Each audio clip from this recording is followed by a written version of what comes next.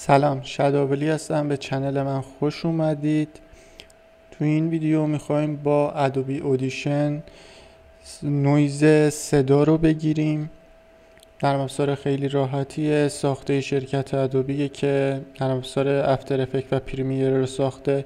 افکتای سه تا نرم افزار یکی هن، یعنی هیچ افکت جدیدی رو نیاز نیست ما یاد بگیریم، با همون افکتا داریم کار میکنیم. نوع کارمون به دو صورته، یا داریم مولتی تاسک کار میکنیم یا داریم یک وایس کار میکنیم یا یک وایس مونو داریم کار میکنیم.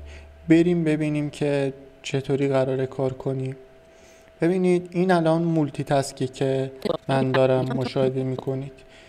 تو این مولتی تاسک اگر من بیام قسمت افکت ها، چون دیفالت تو این قسمت، اگر من بیام قسمت افکت ها بیام یک افکت نویز ریداکشن دینویز بهش بدم و هیویش کنم، بذارم روی حساسیت 100%، در ادامه بحث خود نویز من میره، ولی خب صدای دهن و اینا میمونه. مثلا ببینید توی این قسمت اگر من روی این فرکانس باشم کلیک کنم، ببین این قسمت معلومه که صدای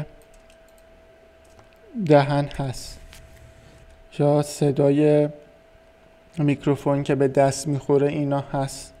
متاسفانه هدفون من خراب شد و الان دارم با هندزفری اینو ادیت میزنم. زیاد حساسیت حالا گوشی ندارم که این وایس رو بهتر ادیت بزنم. یا از اون قسمت مولتی تاسک که دینویز رو انتخاب میکنیم، ساده ترین و پرکاربردترین روشه. یا این که من بیام یه نمونه ازش بسازم، بیام قسمت افکت ها یه نمونه میسازم، از همون نمونه میام میگم که به کلش اعمال کن. از یه دونه نمونه گرفتیم دیگه، الان دوباره هم میگیریم. حالا کل وایس رو انتخاب میکنیم، اپلای رو میزنیم.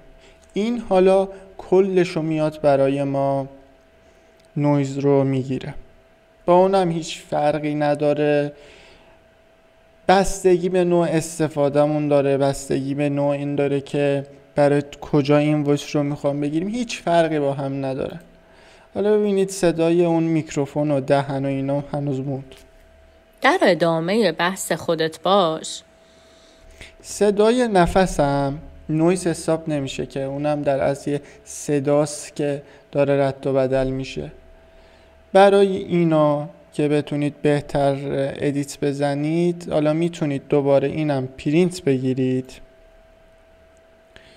یه کپچری بگیرید از این، یه نمونه‌ای بگیرید و اینو به کل وایستون اعمال کنید. ولی اینجا نکته داره، ببینید هر چقدر که دارید روی صدا کار میکنید دارید از کیفیت صدا کم میکنید.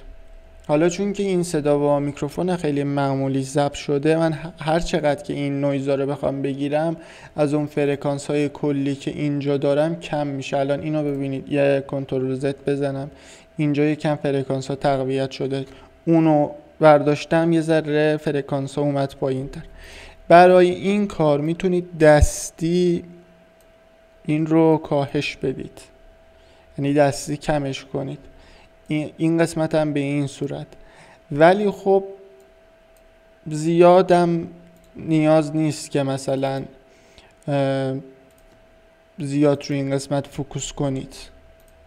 هم مهم اینه که نویز اصلی، البته میگم خروجیتون فرق داره، میخواید به کجا خروجی بگیرید، روی اینم حتما فکر کنید.